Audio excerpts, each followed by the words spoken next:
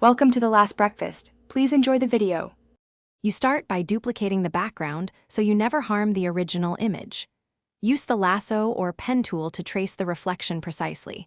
Feather a small amount, 0.5 to 2 pixels, to blend.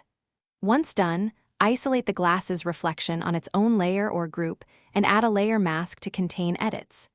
You do this because separating the problem area gives full control for cloning, healing, and color correction without spreading artifacts to the rest of the face.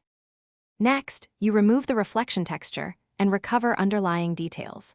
Start with the clone stamp at low opacity to rebuild missing reflections from adjacent frame areas. Then blend edges with the spot healing or healing brush so color and sheen match. If the glasses reveal skin or eye details, perform frequency separation to treat color versus fine texture independently. This method keeps natural grain and avoids smudging. Make sure to sample from nearby, similar toned regions while you work. To finish, you harmonize the repaired area with the rest of the photo. Apply gentle dodge and burn to restore specular highlights and shadow depth, then use curves or color balance in a clipped group to match saturation and contrast. Once complete, flatten a copy for sharpening and sharpen selectively.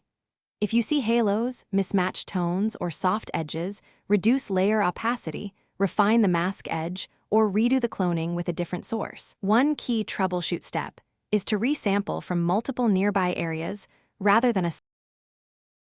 Thanks for watching. If this was helpful, leave a like and consider subscribing. See you next time.